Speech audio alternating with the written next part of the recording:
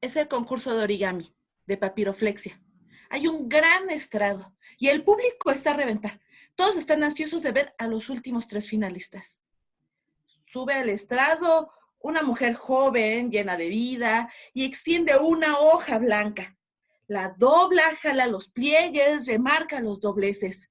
Marca cada uno más de los pliegues y de repente la extiende. Y surge en el aire un hermoso paisaje. Se ven cascadas, árboles, bosques.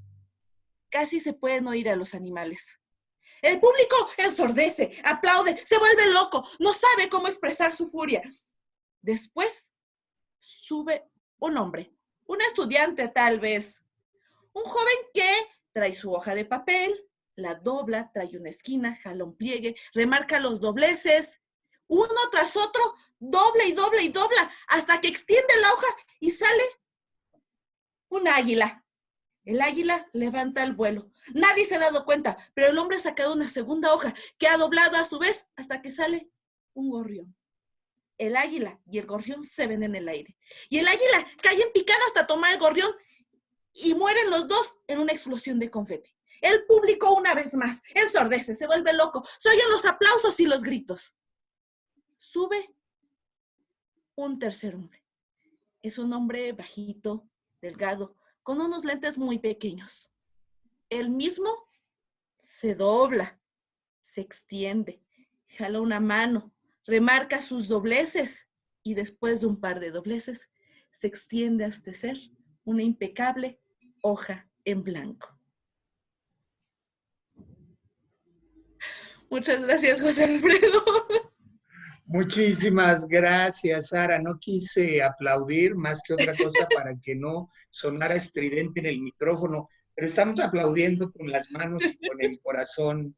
Desde Bogotá, la Ciudad de México y en Managua, en Nicaragua, me da mucho gusto hacer conexión con entrañables compañeros, compañeras que tienen unas propuestas de intervención basadas en la lúdica, en el teatro, en los cuentos y la literatura, que merecen toda mi admiración. Arrancamos con un cuento en la voz de Sara Arauna en la Ciudad de México. Sara, muchísimas gracias por tomarme la llamada. Me da gusto saberte bien, cómo estás, cómo están viviendo la contingencia en Ciudad de México. Muy bien, gracias. Pues la vida un poco en algunas zonas parada, en algunas zonas como si nada. Ya sabes cómo somos los mexicanos, que aquí no, nada nos espanta de repente, pero muy bien, gracias. ¿Y tú? Particularmente los chilangos, somos una población resiliente casi a Sí, todo. sí, casi a todo. Y con este ánimo latinoamericano en un formato lúdico para hacer un análisis sobre la importancia de la mirada lúdica en la transformación social, me acompaña desde Managua, en Nicaragua, mi admirada y querida Mercedes González. ¿Cómo estás, querida Mercedes? ¿Cómo se vive en Managua la contingencia? Bueno, en Managua la contingencia en Nicaragua se vive como los arcoíris, como los colores del arcoíris, de muchas maneras. Si tenés resuelto tu problema económico, imagino que lo vivirás mejor. Si no lo tenés resuelto, imagino que lo vivirás peor. Aquí el 40% de la población desarrolla su economía en el sector informal urbano. Por lo tanto, podrás imaginarte lo que significa para tantas personas que viven el día a día poder estar bien en esas condiciones. Lo que sí te puedo decir es que en Nicaragua hay una canción de Lelutier que es fantástica porque habla de mi pueblo chiquito que le caían erupciones volcánicas y no sé qué. Nicaragua, yo decía, esa canción fue escrita para Nicaragua. Aquí hemos tenido erupciones volcánicas, terremotos, maremotos, huracanes, guerras civiles, gobiernos que ni para qué te cuento. Además de un alto índice de miles de cosas por ser el segundo país más pobre en el índice de pobreza de América Latina. Aún así, tenemos una resiliencia maravillosa, enorme, una capacidad de invención, y ese para mí es el tesoro que hay que atesorar en estos días. Así es que lo vivimos con muchos colores y mi papel como facilitadora lúdica es invitar a reconocer que la vida, sobre todo, es el valor más grande que tenemos. Y a eso vamos después, ya más adelantito, ¿no? Sí, ya iremos profundizando, querida Mercedes.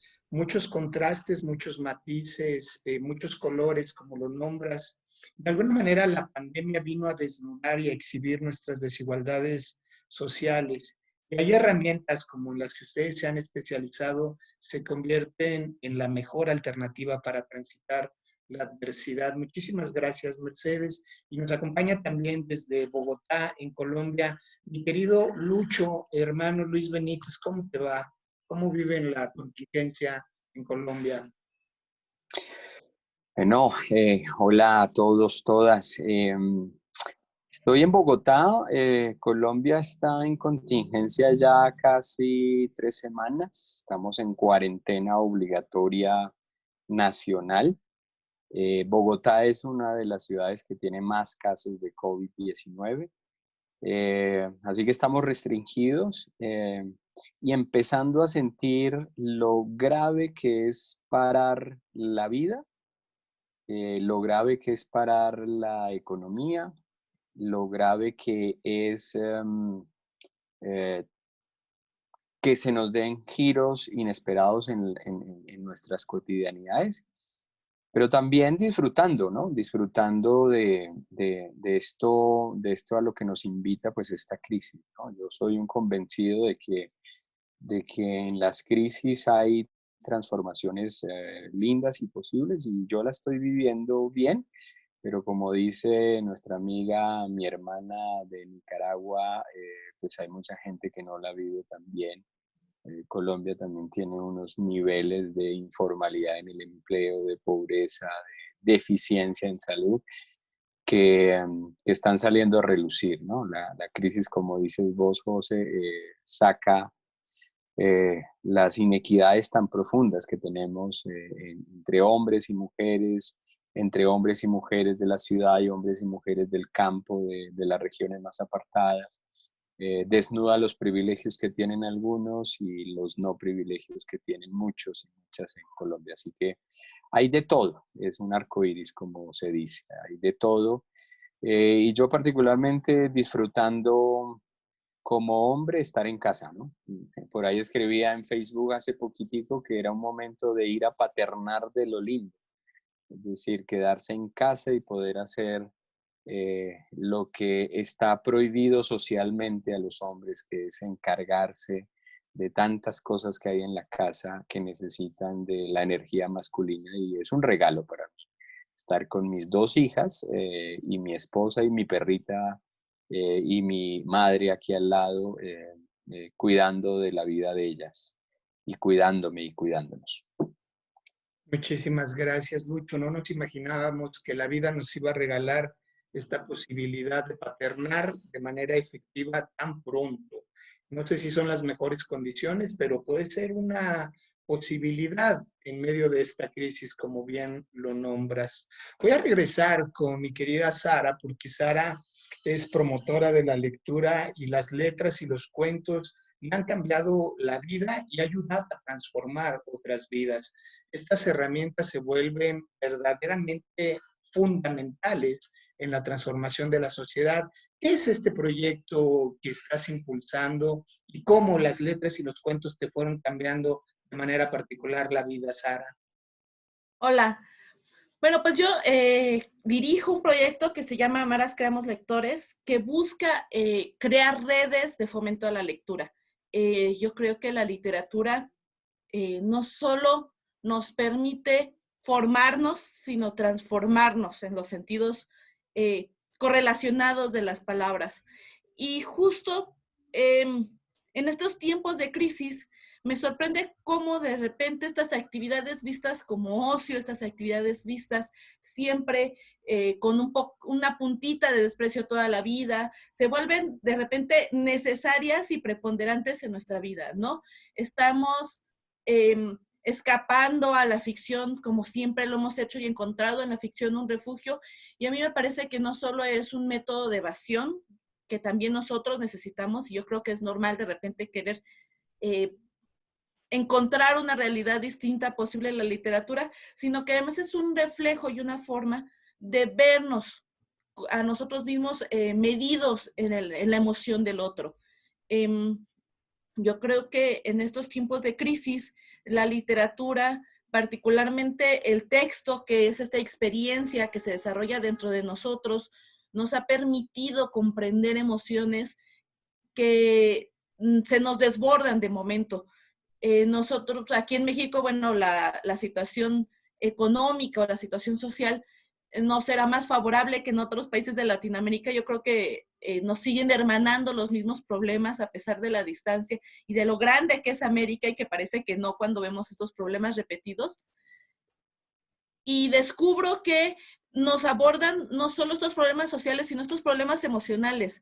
Leo a mi generación, particularmente la mía porque es a la que leo más, angustiada, viéndonos ya en el fin del mundo, sin un futuro, arrebatados de tantas posibilidades, porque nacimos sin las posibilidades de tener como la formalidad de un trabajo, de una hipoteca, de una familia tal vez, porque no hay las condiciones. Y en este momento nos soltamos como a la desesperanza y nos estamos refugiando en estas ficciones, ¿no? No solo en las películas, no solo en lo que vemos en pantallas, que nosotros somos una generación tildada en pantallas, sino profundamente resguardados en novelas, en cuentos, incluso en teoría social. A mí me sorprende descubrir que estamos leyendo ahorita feminismo, que estamos leyendo sociología, que estamos leyendo nihilismo, que estamos leyendo anarquía, porque estamos necesitados de una posibilidad diferente. Estamos buscando en estos textos la esperanza de una realización diferente de nuestras realidades, con la denuncia que esto implica de las realidades que ya vivimos, sobre todo cuando en la literatura podemos ver estas realidades tan crueles. Yo comentaba con un amigo que este es un momento perfecto, por ejemplo, para releer Los Miserables y ver cómo seguimos, cómo sigue habiendo personas que luchan en la miseria, ¿no? Y que luchan en la pobreza extrema y que tienen sueños y ambiciones que tienen que verse subordinados a estas realidades económicas. Entonces, necesitamos reencontrarnos en estos textos, acudimos una y otra vez, y justo es hacer este esfuerzo por validar estas emociones y estos deseos, porque además está surgiendo como toda esta cosa de si realmente el tiempo de crisis es un tiempo de recogimiento, es un tiempo para sentirnos a nosotros mismos, o si son una especie de vacaciones obligadas en donde los que tienen el privilegio de repente los vemos como haciendo yoga y aprendiendo idiomas y explorando como su hombre universal.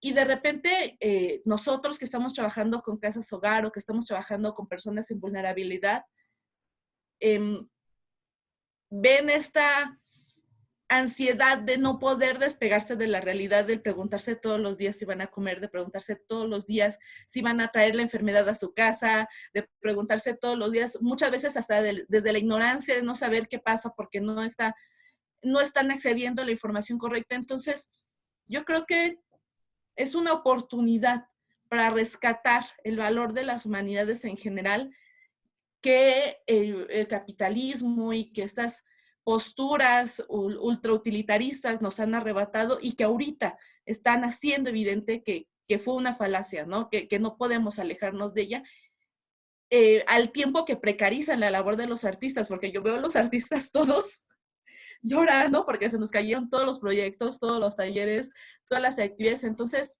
es una postura súper complicada y súper opuesta, yo creo. Muchísimas gracias, Sara. Qué interesantes elementos vas poniendo para la conversa, para el análisis.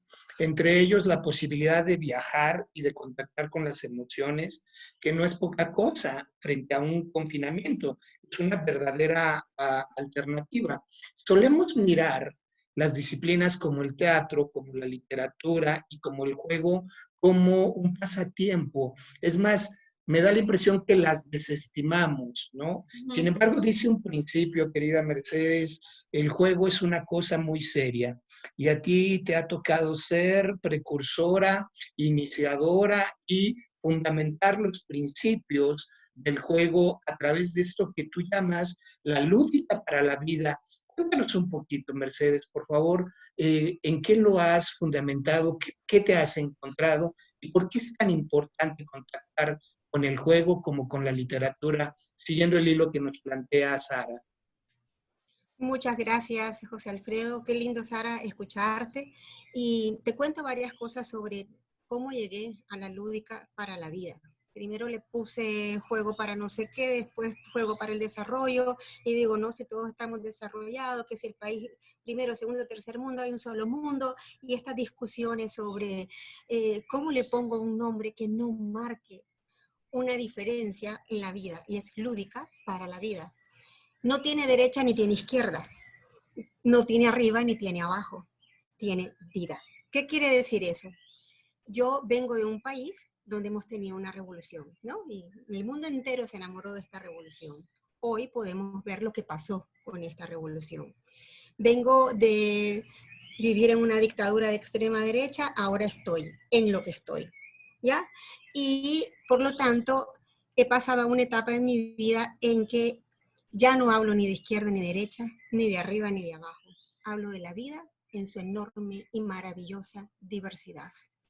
Y hay cosas en esa diversidad que yo comparto y hay otras que no comparto. Hay unos principios éticos con los que vivo y a veces me encuentro que gente de derecha, izquierda, de arriba, de abajo, del sur, del norte, las tenemos o no las tenemos. Entonces, como algo así, llegué también a la lúdica.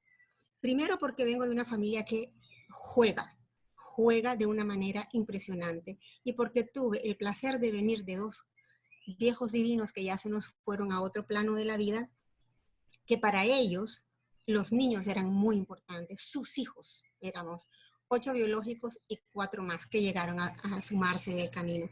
Por lo tanto, el primer laboratorio de juego fue mi casa, mi patio, Chinandega, mi pueblo, ¿yo? Todo era posible. Se caía un árbol, mi papá agarraba las ramas y nos hacía una casita, todo se podía convertir en una cosa.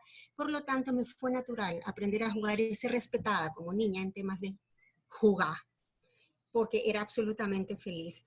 Mi padre vivió crisis económicas brutales, quiebras, sequías, perdió lo que tenía, volvió a empezar, luego el terremoto, volvió a empezar. Por lo tanto, el terminar y volver a empezar se me hizo casi se me activó algún gen por ahí de volver a empezar.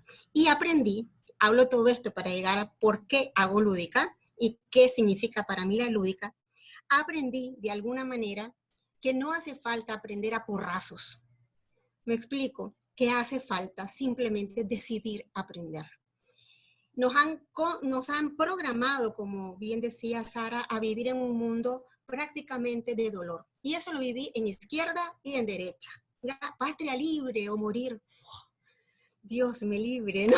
Entonces, y viví con eso. Y otros de otro tipo de cosas, ¿no? Por lo tanto, nos han programado para el dolor. La vida es dura, sufre, si trabajas duro, lograrás tu éxito, etcétera, etcétera, etcétera. Y tenemos otra propuesta, la vida es, disfrútala. Y tenemos unos extremos, uno que es sufre y el otro vive feliz, el éxito. Y tenemos una polaridad que nos hace bipolares, ¿no? Y para mí el punto de la vida es el equilibrio. Y ahí viene el concepto de juego, primero de Winnicott, y que también hay otros grandes autores que lo apoyan. El juego, ¿qué es? Primero, un espacio, una zona intermedia que une la realidad y la fantasía. O sea, ahí en medio, en ese circulito de en medio, está el juego. Es una zona donde mezclo realidad y fantasía. Y los más grandes maestros, que viene como naturalidad, esa condición humana, es una característica humana, la traemos como el regalo de pensar, como el regalo de hablar, como el regalo de oír cuando se vienen con las capacidades completas.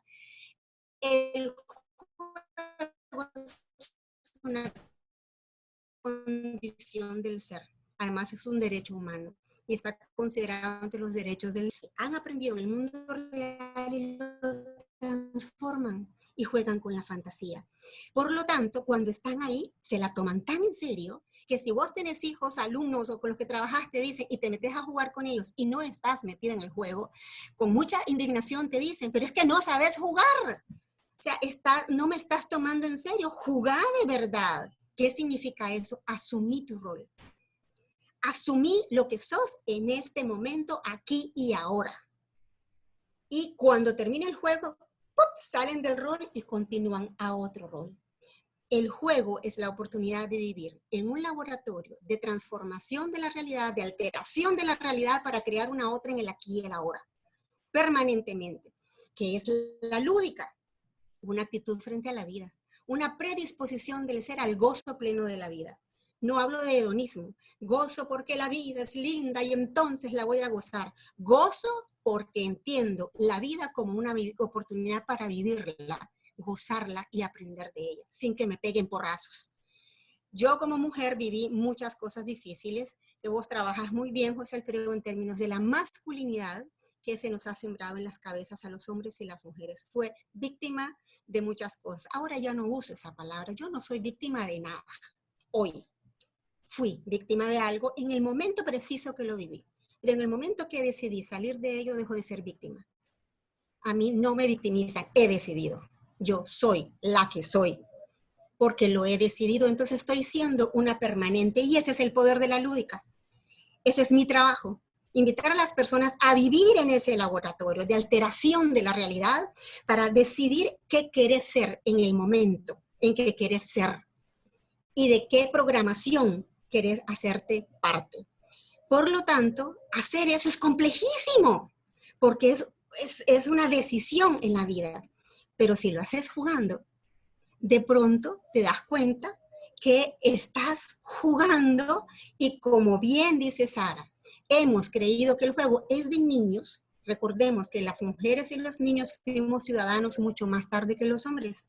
Por lo tanto, fuimos mantequilla, como decimos acá. Los niños más chiquitos en Nicaragua se dice que entre, que es mantequilla. ¿Qué significa? Que las reglas del juego a él se las vamos a pasar por alto. Entonces, mujeres y niños fuimos mantequilla por mucho tiempo. Luego las mujeres conseguimos nuestros derechos, luego los niños los suyos. Pero aún la sociedad tiene una estructura patriarcal, desgraciadamente, y que la tenemos hombres y mujeres, que decide que los niños siguen siendo mantequilla. Y en estos momentos donde la crisis nos obliga a estar en casa con nuestros hijos, nos damos cuenta que los profesores se encargan de esa mantequilla, que no es tan fácil lidiar con ella, o porque se te pone muy dura, o porque se te derrite, o porque no te gusta la mantequilla. Y que ese niño tiene una forma de ser y de aprender y de vivir que ni siquiera te has dado cuenta como papi y como mamá. Por lo tanto, ese niño aquí y ahora es un ser humano que puede ser un gran maestro. Casi la mayoría de mis juegos los he inventado, porque he inventado muchísimos, observando cómo juegan los niños. ¿Por qué? Porque son los que se toman la vida en serio. Y de eso se trata. Lúdica para la vida, para tomarte la vida en serio. Muchísimas gracias, Mercedes. Me quedo como siempre muy conmovido porque nos contextualizas en un escenario que no ha sido generoso, que no ha sido bondadoso para nadie, sobre todo cuando Centroamérica ha vivido guerras civiles en la década de los 80s. Eso nos permite dimensionar un poco la forma en la que se ha construido la identidad desde lo individual, pero también desde lo colectivo. Y frente a ello, esta decisión que tomas para no revictimizarte, sino justamente para ocupar esta actitud, primero como una decisión personal y después como una palanca de transformación de la sociedad, se vuelve un tesoro, como ya lo mencionaban, invaluable. Mira lo que nos estás proponiendo. Nos estás proponiendo que al igual que la literatura, y ahora vamos a verlo a través del teatro, alteremos la realidad. El juego, la literatura y el teatro permiten la alteración de la realidad que buena falta nos hace. En ese sentido, mi querido Lucho, tú has logrado que coincidan dos ríos, el de la educación para la paz, por un lado, y el del teatro como una herramienta también lúdica y de transformación social. ¿Cómo ha sido este tránsito? ¿Cómo te fuiste incorporando? ¿Cómo has hecho mano de todas estas herramientas en tu práctica profesional, como la de Sara y como la de Mercedes? Admiro tanto, amigo. Bueno, gracias. En enorme contexto el que han puesto estas dos amigas. Me encantaría conversar sobre muchas cosas que ellas han planteado, pero Bueno, voy a acudir ahí un poco a tu invitación final. Sí, efectivamente yo soy educador para la paz. Yo tengo varios títulos de los cuales casi nunca hablo, pero el que me encanta hablar es el de educador para la paz. Yo realmente siento que mi propósito de vida tiene que ver con la educación para la paz y en específico con ser un constructor de paz, un sembrador, dirían algunos, ¿no? La palabra cultura viene de cultivo. Entonces, cultura de paz significa cultivar una nueva cotidianidad fundada en lo que bien podríamos denominar la paz posible, la paz positiva o la paz compleja. Bueno, ahí hay bastantes teorías sobre cuál es esa paz que necesitamos. Entonces, a eso me he dedicado ya hace más de 15 años. Y en ese camino de la educación para la paz que me llevó hasta Alemania, hasta Berlín, me encontré con el Instituto Paulo Freire de Berlín, que me convocó a vivir un mes de trabajo en construcción de culturas de paz. Y allí, en ese curso, que fue sí, un ritual de pasaje, es decir, yo soy antes de ese curso en Berlín y después de ese curso en Berlín, me encontré con el teatro y específicamente me encontré con Augusto Boal, que es un dramaturgo brasileño que nos dejó hace ya casi una década, que era muy contemporáneo de Paulo Freire. De hecho, fueron colegas, trabajaron juntos. Y lo que hoy se dice es que lo que hizo Paulo Freire en el campo de la pedagogía, lo hizo Augusto Boal en el campo del teatro. Entonces, si Freire hablaba de la pedagogía del oprimido, eh, Augusto Boal empezó a hablar del teatro del oprimido. Y en Berlín yo me encontré con el teatro del oprimido generado por un colega con el cual todavía me hablo, que se llama Till Baumann, y me mostró dos cosas significativas en mi camino como educador para la paz. La primera es que podíamos usar el teatro para representar las situaciones de opresión que viven las personas en cualquier realidad. Todas las personas que viven, los hombres, las mujeres, los niños, las niñas, los campesinos, las situaciones de opresión pueden ser representadas teatralmente. Pero que además de representarlas teatralmente, que ya lo hacía de vieja data el teatro político, yo puedo generar una transformación de esa realidad de opresión. Es decir, puedo hacer una dramaturgia de una obra, ponerla en acción y pedirle a el público que ve esa obra que entre a la obra y proponga alternativas para transformar esa obra. Esa es una lógica de un teatro distinto. Ese teatro se llama Teatro del Oprimido y estoy hablando específicamente del teatro foro, que es teatro que representa la opresión que vive cualquier persona, pero que le da la oportunidad al público de proponer alternativas para ver cómo podríamos resolver la opresión que está viviendo esa persona. Entonces ahí hay una cosa muy linda porque no estoy haciendo solamente teatro como un lenguaje artístico, estético, que es muy bonito, que es bien recibido por la gente, sino que estoy haciendo tres cosas a la vez. Estoy haciendo teatro social, estoy haciendo pedagogía y estoy haciendo política. Eso se conjuga para tener una propuesta desde el teatro que lo que plantea es la transformación de la realidad. Para ponerte un ejemplo concreto, sueño con salir de esta crisis del COVID-19 para montar una obra de teatro en donde veamos las diferentes situaciones que vivieron los campesinos, las mujeres en su casa, los hombres que se quedaron sin trabajo, el personal de salud que no tiene recursos para atender una tragedia como la que estamos viviendo, los ancianos solos, es decir, esta crisis del COVID-19 lo que nos ha generado es una cantidad de obras de teatro que podemos salir, representar, pero sobre todo para preguntarle al público ¿qué podríamos hacer de distinto para que esto no vuelva a suceder y para que tales personas que son los protagonistas puedan vivir una situación distinta a la opresión? Y cierro diciendo que en Berlín me conecté no solamente con el Teatro Foro, sino con el género y las masculinidades, que es lo que nos tiene aquí hablando con José Alfredo desde hace rato. La obra que montamos en un taller era el acoso que vive una mujer en Honduras, que es el mismo acoso que vive una mujer en un transporte público en cualquier lugar del país. Y yo subí a reemplazar a la mujer que había puesto la escena. Y yo dije como hombre, no, pues yo voy a hacer una cosa maravillosa, voy a subir y voy a decirle a este hombre, oye, por favor deja de acosar a las mujeres y vete a tu lugar y respeta.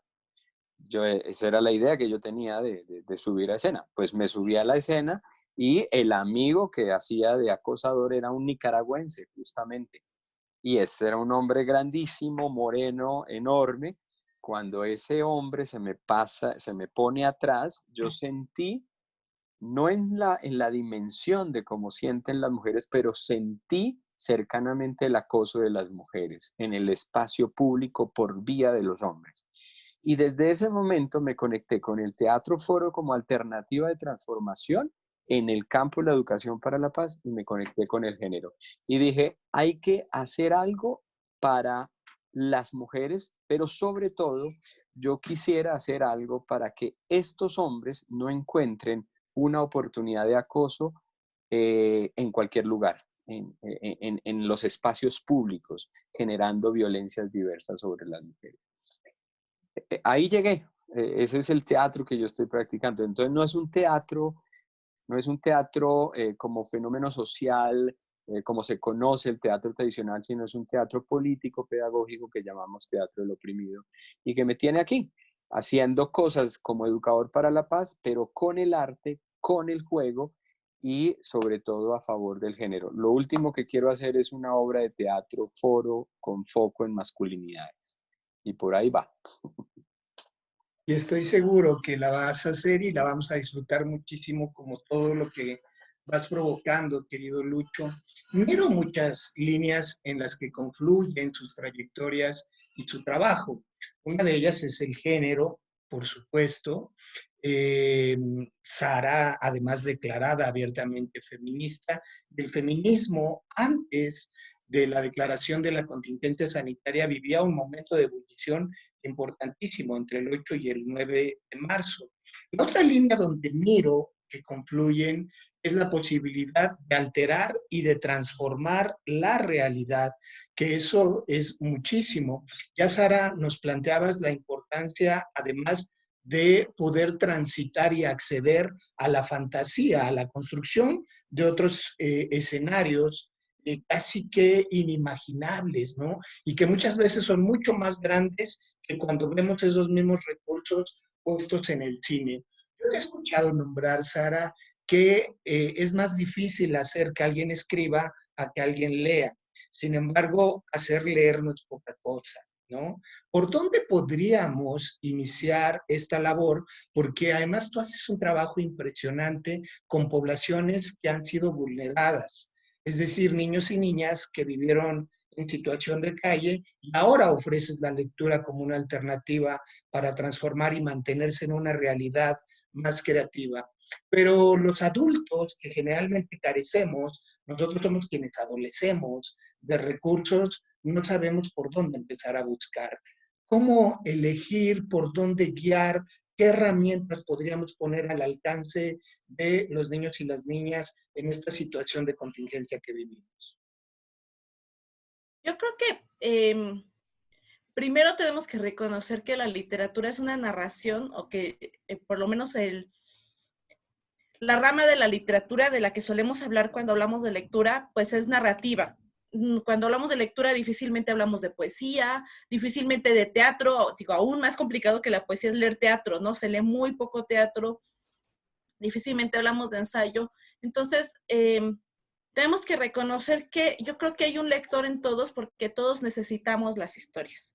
Todos necesitamos narrativizar nuestra realidad. Es decir, nosotros mismos para explicar lo que nos sucede, nos narramos lo que nos ha pasado cuando estamos ante una situación complicada, probablemente pasará con esta contingencia, como dice Luis, narraremos qué nos ha pasado, nos explicaremos a nosotros mismos cómo vivimos, cómo sobrevivimos, qué hacíamos, y es probable que esa narración de nuestra realidad cambie, que no sea documental de lo que realmente nos pasó, sino que nosotros la adecuemos a lo que necesitemos oír.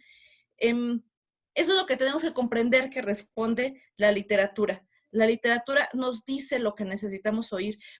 Un ejemplo muy esclarecedor es qué pasa cuando nosotros tenemos una emoción que no hemos trabajado y encontramos una canción que lo dice como nosotros lo queremos decir. No es que la canción hable de lo que yo vivo, la canción habla de la experiencia del autor, pero lo dice como yo no lo puedo decir, y entonces, ¿qué hago? Le escucho, y le escucho, y le escucho, y le escucho. Y los niños es muy evidente que hacen como estas lecturas obsesivas, ¿no? Yo creo que necesitamos aceptar que la literatura no es un tema baladí en la vida de los niños, particularmente ni en nuestras vidas, que nosotros necesitamos esta narración todo el tiempo y que como tal tenemos que suplir esta necesidad, porque podemos sustituirla con otros elementos, particularmente en lo contemporáneo lo sustituimos con los audiovisuales, pero el audiovisual sucede fuera de mí, al que le pases al otro, y la literatura sucede dentro de mí. Aunque le suceda a otro, sucede dentro de mí. Entonces, muchas veces necesitamos echar mano de los recursos que ya tenemos. Parece absurdo, pero yo constantemente le digo a los papás que tal vez no necesitan comprar un montón de libros, sino preguntar en comunidad qué libros hay. A mí, yo he descubierto que sobre todo cuando se trata de literatura infantil, tenemos un bagaje heredado que son los libros de el abuelito que guardó los 3, 4 libros que tenía de chiquito, más los 3, 4 libros que guardaron cada tío, más los libros de los primos que ya están grandes. Y entonces resulta que hay un acervo narrativo que vamos heredando. Entonces, podemos apelar como a este acervo narrativo. Hay realidades económicas en donde no existe este acervo, pero afortunadamente vivimos en situaciones, o por lo menos en México, en donde hay una gran red de bibliotecas públicas, en donde tenemos que acudir, apropiarnos de estas narrativas, dejar que los niños o nosotros mismos exploremos las narrativas sin culpa, es decir, no tenemos que agarrar una novela y terminarla, si no nos gusta, no pasa nada, o sea, ver la práctica literaria como la satisfacción de una necesidad que no es una necesidad escolar o una necesidad académica, sino humana. Yo no me imagino a nadie diciéndole, no, ahora acabas de ver los Avengers, porque tú tienes que ver todos los Avengers. O sea, si no te gusta una película de los Avengers, tú te sales del cine y no pasa nada, tú la dejas de ver y no pasa nada, tú cambias de película y no pasa nada, nadie te obliga a disfrutarla, entonces tenemos que hacer unos discursos análogos con la literatura, asociarlas a cosas de placer y ver cómo manejamos el placer. Yo no te obligo a comer galletas de chocolate, no te obligo a leer. Yo no te obligo, gracias, perdón, yo no te obligo a transitar en estas narrativas que te disgustan igual. Así como yo tengo géneros de cine, yo necesito tener géneros de literatura y preguntarme qué narraciones necesito. Los niños, particularmente con los niños, a veces es fácil porque tenemos un gran acervo consagrado por la misma humanidad que es el cuento popular. Un cuento que de repente no hemos explorado lo suficiente, que creemos que son Grimm y Perrault y párale de contar, y que sin embargo tenemos un bagaje no solo latinoamericano, sino medieval europeo, sino africano. El cuento popular en su multiplicidad de expresiones apela a las mismas cosas, y yo creo que es un recurso más o menos fácil de conseguir. Ahora con los medios digitales afortunadamente se han abierto grandes colecciones. El cuento popular ha estado siempre en la red porque necesitamos compartirlo, y que es una oportunidad para los niños justo, o para nosotros incluso, para experimentar a este héroe, a este personaje que se enfrenta con las grandes calamidades, pero que sobre todo termina bien. Vive feliz para siempre, vive feliz y come perdices, se casa con el amor de su vida, o resuelve su situación, o deja de vivir en la pobreza, o se salvan del cazador los animales. Entonces, son textos fáciles que están al alcance de todos, pero que además nos hablan como desde esta herencia casi mística que tenemos narrativa, ¿no? Entonces yo creo que es un primer camino tanto para ellos como para nosotros, acercarnos a una narrativa fácil, corta y sencilla. Muchísimas gracias, Sara. Escuchándote y retomando lo que decía Luis hace un momento, no deja de pasar nuestro trabajo por un ojo crítico y además de resignificación a través de las letras, a través del juego. Yo ya escuché hace rato, querida Mercedes, hacer referencia a que ya no podrías definirte ni definir la vida a través de posiciones políticas como la derecha y la izquierda. Sin embargo, esta mirada crítica es una posición política ya. Es decir, has tenido que resignificar y hacer este tránsito del juego, alejándose de la competencia, por ejemplo, y promoviendo la cooperación. Y hablabas hace rato de la importancia del placer, del contacto con el placer en culturas como las nuestras a lo largo de Latinoamérica, donde el placer no es reconocido, ¿no? Se ve casi que inaccesible y consiste, dijera Serrat, en las pequeñas cosas, ojalá.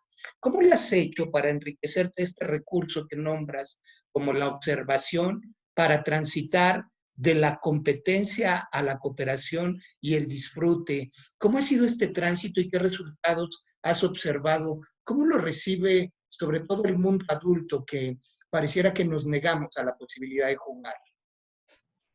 Muchas gracias, José Alfredo. Primero, aclarar que cuando digo que no me ubico en una posición política, arriba, abajo, derecha, no significa que no me ubico en una posición política. Es políticamente comprometido lo que hago y dije, me ubico en el yo soy. ¿Qué significa? Soy la que estoy siendo. Por lo tanto, en lo que creo, en el momento que lo hago, intento invitar a la gente a crearlo. Entonces, eso es sumamente político porque es el ejercicio de la libertad, ¿no? Entonces, como posición política es el ejercicio de la autonomía, el ejercicio de la libertad. Y ya sabemos que en nuestros países y gobiernos de un color y del otro, esos son dos palabras, malas palabras, ¿no? Entonces, palabras difíciles, muy fáciles de mencionar, autonomía y libertad, pero muy difíciles también de creérselas y actuar en ello. No significa que sea una mujer que ha alcanzado un altísimo nivel de autonomía y libertad, estoy en proceso y seguramente a medida que rompa con más creencias, podré ver dónde estoy presa todavía y dónde quisiera ir para estar libre. No sé si me explico. Creer es crear.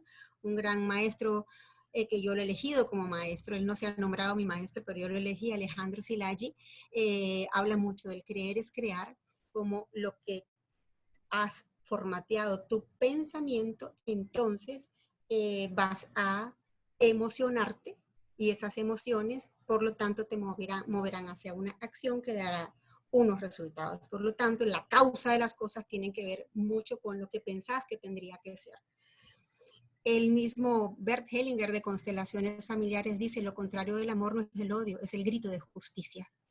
Porque cuando ya gritas justicia, entonces el otro está en tu lado de contrincante. Y otra de las citas que también podría traer ahorita, coronavirus, enfrentémoslo, que lo decía también Alejandro Szilágyi, enfrentémoslo. ¿Qué significa enfrentar? Darle la cara. ¡Pum! Y entonces es pelearte, ¿no?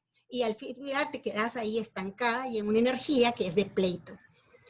Desde la lúdica hacia esta idea que me estabas diciendo, ¿cómo le hago? ¿Cómo le hago para ir hacia un ejercicio de la libertad, el placer y de esta estructura de pensamiento? Entonces, depende de lo que miras y en lo que enfocas tu atención. Voy a traer un ejemplo.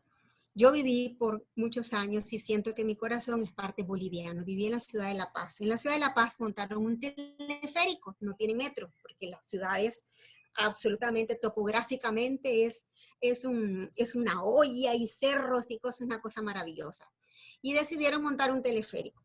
Y resulta que desde el teleférico vos recorres la ciudad entera para todos lados.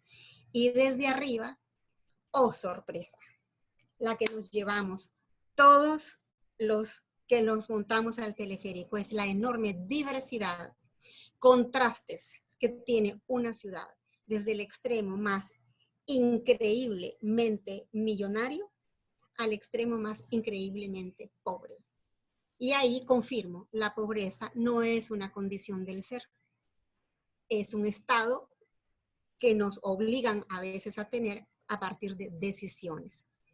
He visto también países, ciudades, pequeños barrios en extrema pobreza que juntamente decidieron hacer de su barrio más lindo, lo pintaron de colores, lo limpiaron, se organizaron y de repente, en medio de una mancha de extrema pobreza, una mancha de extrema riqueza en condiciones de pobreza. No sé si me explico.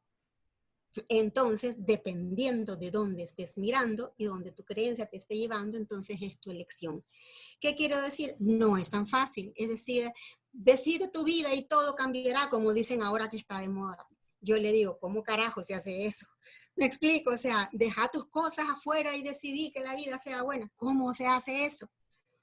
Para eso hay que hacer un gran compromiso de elegir libertad por lo que entendas que es libertad. Por lo general uno va aprendiendo el escalón de la libertad y la autonomía cuando aprende a descubrir qué es lo que te aprisiona. Me explico, cuál es la cárcel en que estás metida. Y vas cárcel por cárcel, puerta por puerta. ¿Ya? ¿Qué quiere decir? Ahora veo esto, por lo tanto me libero de esto y accedo a esto. Pero después te das cuenta cuando ya te consideras libre que no, que estabas presa de otra cosa y que vas preso. Entonces es como todo lo que hacemos nosotros, todo es un proceso, la vida misma es un proceso. Entonces el proceso también de la lúdica, como actitud del ser frente a la vida, es un proceso de irte liberando de las cárceles autoimpuestas y también de cuál es el posicionamiento que vas a elegir cuando las cárceles te han sido impuestas y tienes pocas opciones de liberarte por tu propia cuenta. Hay mucha gente que no puede liberarse de las cárceles, están en la cárcel objetivamente. Cárceles que como producto de un acto, ¿me escuchan? Porque dice que aquí mi conexión es inestable. ¿Está bien? ¿Me escuchan? ¿Me están escuchando? Ok. Entonces, ¿cómo logras ir identificando si esa cárcel es autoimpuesta o es impuesta externamente? Para poder ir accediendo a niveles mayores de, ahí viene la palabra conciencia, ¿ya? ¿Qué es conciencia? Hay miles de cosas que nos dicen que es la conciencia. Cada quien va a ir dándose cuenta de la conciencia a una lógica de proceso. Por lo tanto, ¿qué es lo que yo creo que es el ejercicio para mí? Y es lo que comparten Lúdica para la Vida. Es el ejercicio de tomar conciencia de quién sos ahora, cuáles son tus poderes y cuáles son tus cárceles. Y desde tus poderes ir al ejercicio de la libertad. Yo aprendí educación popular, soy así Pablo Freire, full escuela, ¿no? Recuerdo una vez que me fui a trabajar en una comunidad, Mozonte, en una comunidad del norte de Nicaragua, y además que tengo técnicas lúdicas maravillosas, hicimos un árbol de problemas, gigante árbol de problemas de colores, además fue divertidísimo hacerlo, quedó un árbol de problemas que ustedes no tienen idea, las causas en las raíces, los problemas en las ramas y y un campesino después de un día de trabajo va a presentar el árbol de problemas. El árbol ocupaba toda la pared. Y claro, él va muy emocionado a mostrar el árbol de problemas, lo queda viendo y entra en shock. Y lo primero que dice, yo necesito sentarme. Y él se sentó y empezó a llorar. Fue bien lindo hacer este árbol, pero cuando veo tantos problemas, me siento inútil. Yo no puedo con tanto problema. Se los juro que yo no tenía ni idea qué hacer. Todas mis herramientas de facilitadoras se me fueron de la mano. Automáticamente respiré profundo y dije, lo único que se me ocurrió, sí, si vemos la vida como un problema, no encontramos muy fácilmente la solución. Mañana continuaremos, porque yo no tenía ni idea qué hacer. Imagínense que esa noche no puedo dormir. No puedo dormir, no puedo dormir. O sea, ¿qué hago con esto? Afortunadamente, pues fui a investigar, no sé qué. Si vos enfrentás la crisis del coronavirus como un cuerpo que está débil y que tiene muchos problemas, es muy probable que te dé la neumonía y es muy probable que te mueras. Por lo tanto, si enfrentás el coronavirus con un cuerpo fuerte, bien alimentado, bien sólido, etcétera, que no es la mayoría de nuestra población, tenés menos opciones de enfermarte. O si no, te quedás encerrado en tu casa protegiéndote. Eso vengo a verlo ahora. Entonces, ¿qué quiere decir? Si yo parto de los problemas, probablemente lo que me ataca tendrá más poder sobre mí. Entonces, en mi conclusión, ¿cómo es hacerle notar a la gente su poderío multidimensional de cuerpo, mente, espíritu, emociones en relación, que entonces sintiéndote superhéroe como cualquier niño con su espada, su capa, su esto, véngase para acá que aquí lo enfrento con mi poder? ¿Me explico? Entonces es el juego de los niños otra vez que me salva en esta situación. Entonces empezamos el taller poniéndonos capas, espadas, todo, héroes, superhéroes, y cuáles son mis poderes reales en la vida. No los superhéroes, los que ahora estamos conociendo más héroes reales, pero entonces, ¿cómo ir desde tu poder a enfrentar la crisis? La cosa es que en una cultura de pobreza, que nos hemos creído y nos hemos metido la pobreza en las venas, nos hemos vuelto víctimas y nos percibimos como víctimas y dejamos de ver nuestro poder. Y eso es más fácil para dominarnos. No sé si me explico. Entonces cualquiera nos puede dominar desde autopercepción de pobreza. Entonces uno de los trabajos de la lúdica es identificar cuál es tu poder, cuáles son tus múltiples poderes, qué estás haciendo para potenciarlos, cómo los usas, cuándo los usas. Me explico, individual en colectivo para luego llevarlos a la colectividad. Ahora trabajo mucho en empresas. Yo al principio decía, pero en empresas no hay problemas. No hay, pues la gente tiene plata. Las empresas son pirámides, ¿no? Y al final, en la forma, ahora hay modelos holocráticos también de dirigir empresas. Las empresas tienen unas pirámides y por lo general los ejecutivos, después los mandos superiores, los mandos medios, los operativos, ¿no?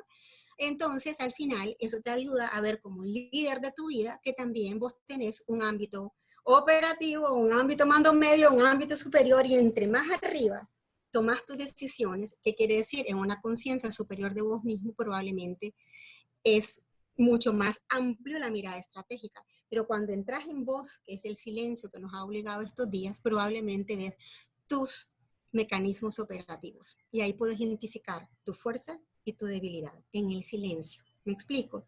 Y me di cuenta también que en las empresas, ese ámbito operativo, mandos medios, tienen las mismas creencias que todas las creencias que tenemos todos los de la vida.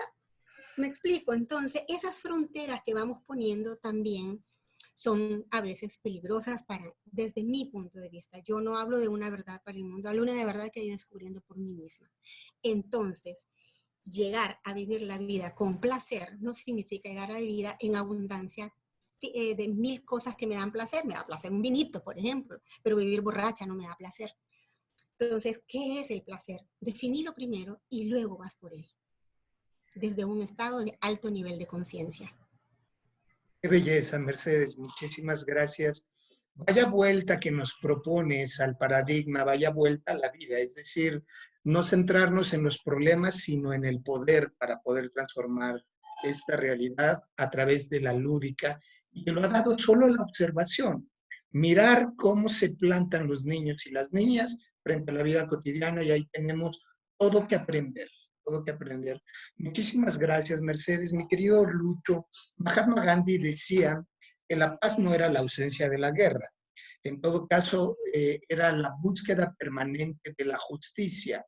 Y si hay una sociedad que yo he visto transformarse desde la resiliencia en Latinoamérica, justamente es la colombiana. Después de la guerra que han enfrentado en el narcotráfico, de las bombas en Bogotá, en Medellín, en Cali, mirar la propuesta cultural, la propuesta de transformación y educativa hoy en día en Colombia es un referente para países como México, por ejemplo. Antes, aparecer con un pasaporte en un aeropuerto internacional, un pasaporte colombiano, era ser sujeto de una persecución. Y entonces la referencia de manera hasta peyorativa era la colombianización de la que había que cuidarse en el mundo. Hoy podemos hablar de una mexicanización, es decir, el escenario de la violencia es ya sumamente adverso y difícil de transitar. En tu experiencia como colombiano, pero además educador para la paz y además con estos recursos como el teatro, ¿cuáles son las claves a las que podríamos apostar en la transformación de nuestra realidad basada en el poder, como nos sugiere Mercedes? Ok, senda pregunta la tuya. Em, yo tendría mucho que decir, pero quiero como moverme en el lugar de conversación en el que estamos, en donde los diferentes lenguajes artísticos tienen algo por decirle al mundo, a la vida, a la realidad que nos convoca. Yo sí, coincido contigo en que Colombia se está transformando. Quizás la transformación no es tan rápida y tan profunda y tan efectiva. Colombia tiene 8 millones de víctimas del conflicto armado. Eh, es uno de los países con mayor desplazamiento por vía de la guerra. Eh, Hay historias de desaparecidos, hay casi 80.000 desaparecidos por la guerra en Colombia. Eh, y en medio de esa enorme tragedia de casi 70 años, las FARC existieron durante casi 70 años, se dan procesos como el de paz que se dio entre el gobierno y las FARC, que hoy tienen a la guerrilla de las FARC en el Congreso de la República haciendo política sin armas. Y es una historia, digamos, de esperanza muy, muy, muy linda y muy importante y que está generando cambios reales, no todos los que quisiéramos y no tan rápidos. El gobierno actual no ha actuado tan diligentemente con el proceso de paz que se firmó hace ya 3 años. Y entonces su avance es muy lento, pero hay institucionalidad muy interesante. El proceso de paz creó un sistema de justicia en donde está la unidad para las víctimas, está la justicia especial para la paz, está la comisión de la verdad y está la unidad de personas de búsqueda de personas desaparecidas. Eso es el sistema transicional de justicia, el sistema de paz. Y está funcionando, no con todo el ritmo que quisiéramos, pero está funcionando. Eh, entonces, ¿qué hay que hacer para ayudarle a todo este escenario de transición que está operando para que sea más efectivo? Hay que hacer arte. De eso soy un convencido hace mucho rato, es decir, mi experiencia en Berlín y todo lo que yo vine a hacer después de Berlín en Colombia me generó un convencimiento. Y es que la construcción de paz necesita experiencias estéticas. Y necesita experiencias estéticas porque las experiencias estéticas son las únicas que son capaces de mover el alma. Y se mueve el alma porque son capaces de tocar las emociones del ser humano. Es decir, el arte en cualquiera de sus posibilidades lo que hace es mover las emociones del individuo y cuando el individuo se mueve emocionalmente, tiene más posibilidades de darse cuenta,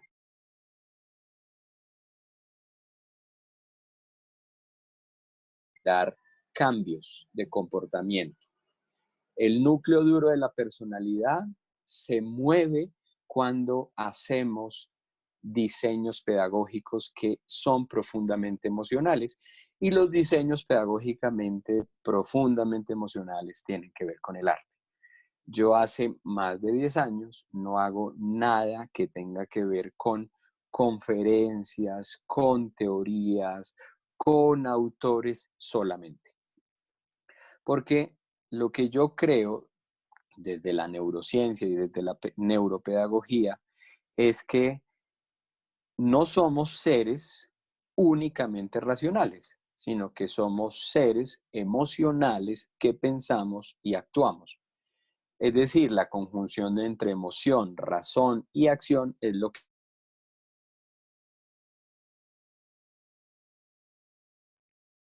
juega Querido un papel muy Lucho, importante. ¿Sí? perdimos por algún momento tu micrófono, pero creo que ya te tenemos otra vez de vuelta. Ah, ok. No sé en qué momento me perdiste. Eh, Fue de manera intermitente, pero podemos retomar las últimas ideas. bueno, entonces la retomo diciendo, desde la neuropedagogía y la neuroeducación y la neurociencia al servicio de ellas dos, sabemos que somos seres emocionales que pensamos y actuamos. Entonces la emoción juega un papel muy importante. Yo no logro cambios en la gente y en el orden social solamente diciéndole a la gente lo que debe ser, es decir, apelando a su razón. La gente cambia cuando se da cuenta y la gente se da cuenta cuando se emociona. Y ahí el papel del arte, de todos los lenguajes artísticos, es fundamental.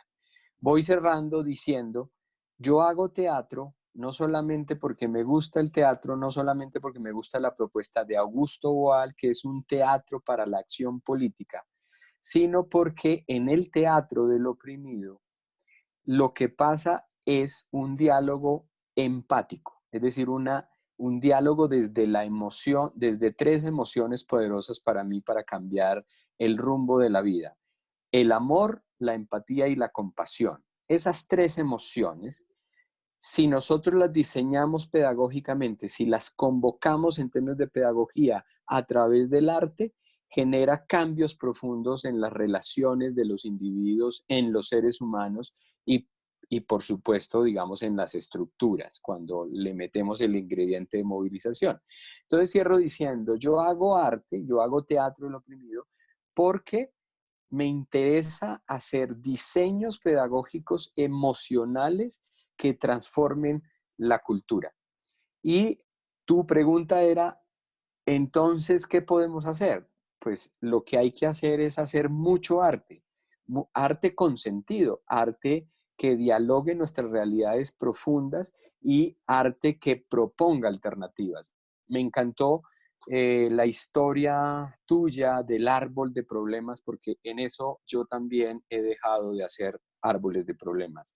Yo creo que si nosotros apreciamos la vida, vemos lo valioso de la vida y lo que ha funcionado bien en la vida, tenemos más chance de movernos.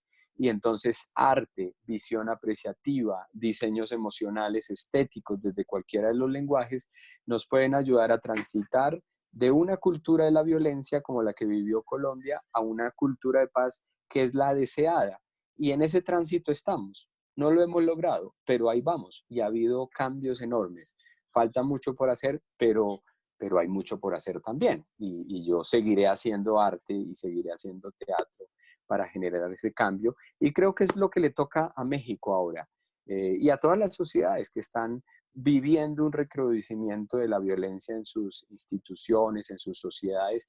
Hay que hacer arte. No podemos seguir haciendo conferencias para transformar a México, conferencias para salir a transformar a Colombia. Hay que hacerlas también, pero hay que hacer mucho diseño estético. El próximo proyecto, además de la obra de teatro, foro y masculinidades, es Teatro del Testigo, que es una pieza teatral en donde están ex paramilitares, ex guerrilleros, ex víctimas de los dos bandos, la madre tierra que ha sido degradada por el conflicto armado, en un diálogo estético hablando de lo que nos pasó por el conflicto armado. Eso mueve la empatía, la compasión y el amor y nos puede generar transformaciones socioculturales y políticas. Eso es lo que hay que seguir haciendo. Arte con sentido, arte profundamente con sentido. Muchísimas gracias, Lucho. Compañeras, Lucho, coincidimos mucho en la importancia de movilizar a través de la emoción. Si no nos emocionamos, es difícil que aprendamos o que resignifiquemos algo. Sin embargo, desde la mirada adulta a veces nos metemos en muchas trampas. Harold Bloom, crítico de literatura, decía en algún momento que Harry Potter no era literatura, lo recordarás, Sara, y porque te has reconocido públicamente como Potter fan. ¿De qué manera trascender la mirada de los adultos para tratar de guiar de manera tan lineal estos procesos? Porque además, siempre es la sociedad civil la que pone las ideas y la que ejecuta la gente salvando a su gente. Pero ya nos hacía referencia de la precarización del artista y las condiciones tan adversas que están atravesando porque trabajamos por proyecto. Entonces, mientras dure esta contingencia, no se van a poder activar muchísimas cosas. ¿Cuáles son los retos, cuáles son los desafíos? Sobre todo tratando de trascender esa mirada adulta y encaminándonos hacia el cierre de la conversación. Después abrimos una rondita de conclusiones, pero por ahora, ¿por dónde más o menos pudiéramos encaminar las pautas, las pistas y los esfuerzos, Sara? Yo creo que efectivamente solo el arte nos podrá salvar, porque el arte es este aspecto humano. Yo, atravesándolo desde el arte y atravesándolo desde el género, me pregunto qué humanidad ha permitido esto, ¿no? Y me lo pregunto desde la zozobra de encontrarnos en esta situación. Yo no sé si sea una cuestión generacional o una cuestión existencial mía, pero yo, por ejemplo, constantemente hablo con mis compañeros, con mis amigos, como si este fuera el fin del mundo, porque a mí me parece que es un momento muy importante de inflexión, en donde tenemos dos posibilidades, o la ascensión de los totalitarismos, de las ultraderechas que están ahí ya como con la mano encima, o una apropiación de los individuos de unas realidades de colaboración posibles que no veo como conscientes en la gente. Es decir, desgraciadamente en México yo no veo a la gente consciente de otros medios de colaboración, consciente como de otras formas de practicar las economías o de practicar las relaciones. Yo creo que el arte efectivamente debe hablarnos de un diálogo social, debe hablarnos como de las posibilidades, pero también recientemente he pensado en la situación tan complicada que veo para los niños. Si yo siento que somos una generación sin futuro, una generación sin posibilidades, me pregunto cómo lo ven mis adolescentes de la casa hogar, por ejemplo, estas niñas que vienen de situaciones tan complejas, tan violentas, tan adversas, y en las que yo les presento un mundo con una emergencia climática avasalladora, con una violencia de género que está en aumento, con una realidad política y económica que se recrudece a cada día. Entonces, si yo me siento sin futuro, ¿cómo se sienten ellas? Yo en ese sentido, tal vez por eso me he vuelto un poco más extremista y creo que se tienen que denunciar estos problemas. Yo al revés, yo en lugar de, si bien no con árboles de problemas, yo sí constantemente creo que se tiene que poner sobre la mesa y he rescatado con estas niñas en situaciones complicadísimas los problemas que tenemos, porque creo que nos ha faltado la fuerza de acción para convertir esto.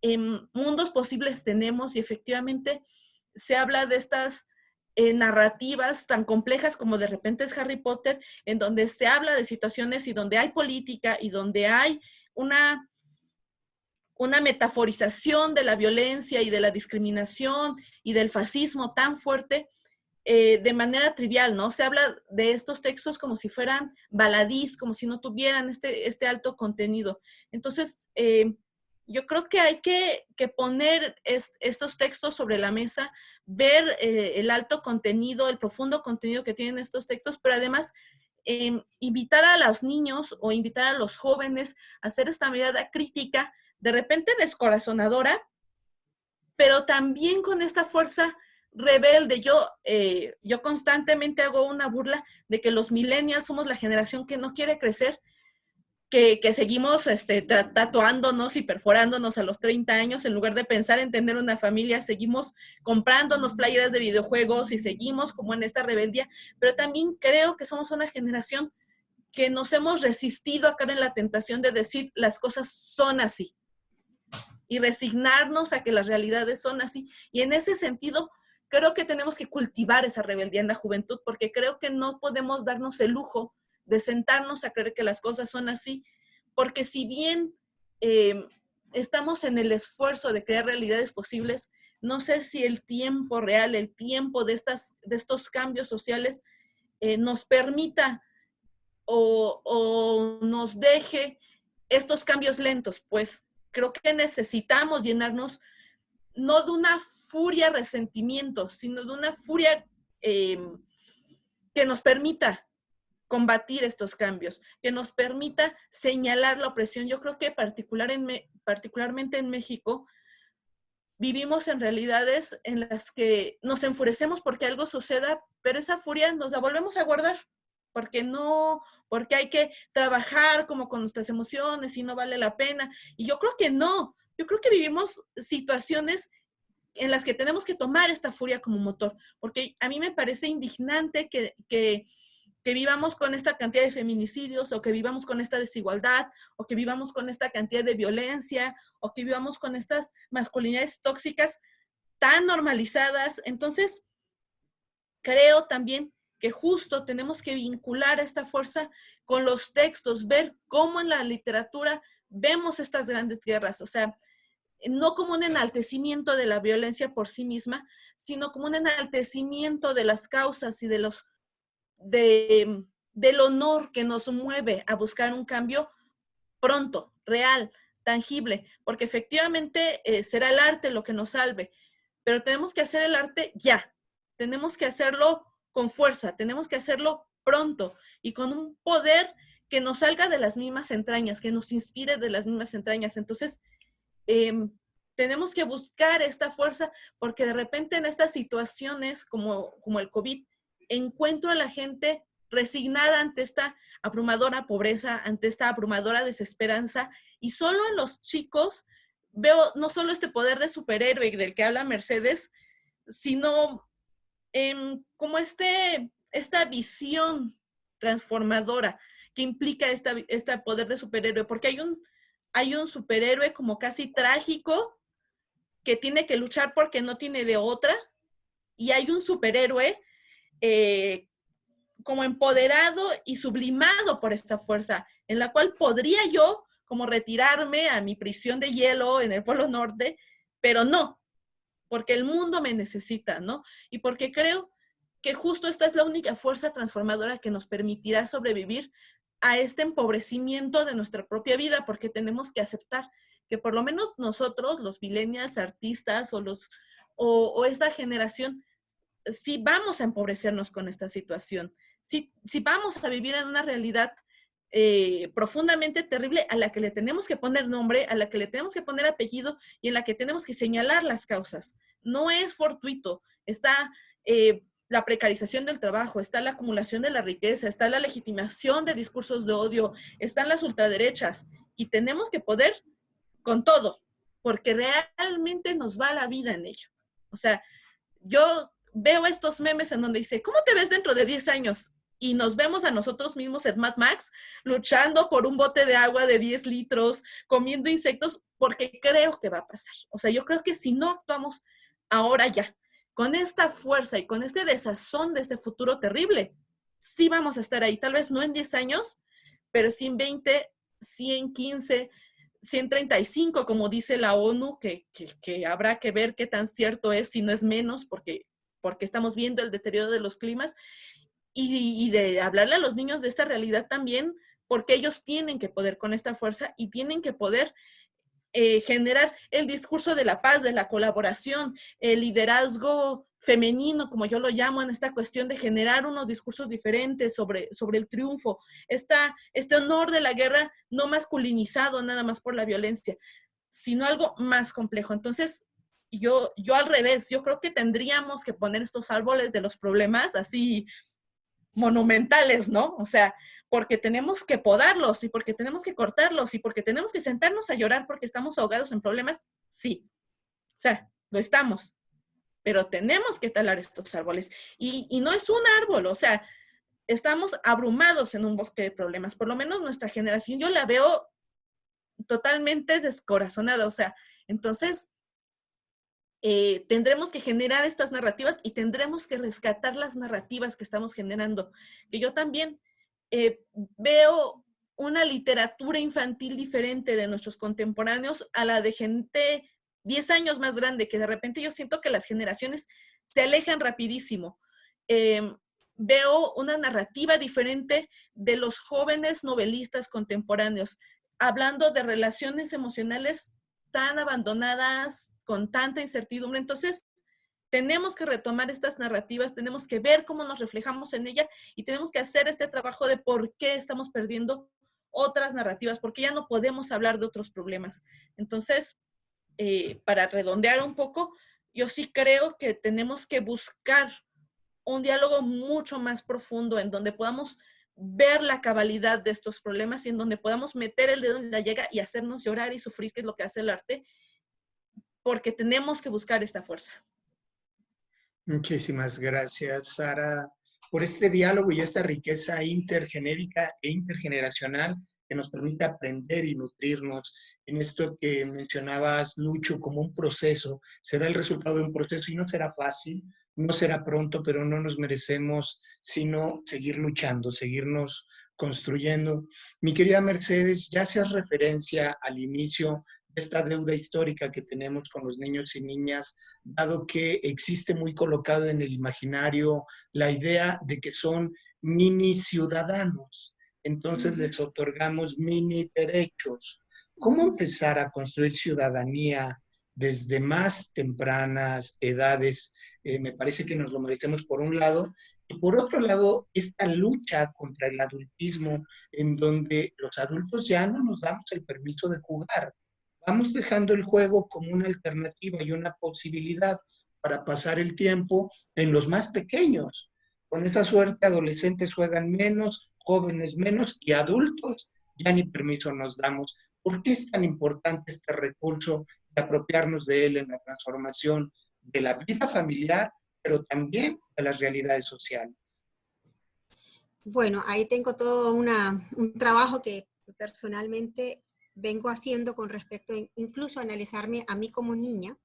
Y primero que trabajé por muchos años con niños, después de niños pasé a trabajar con maestros y ahora estoy trabajando también con ONGs y empresas, con adultos.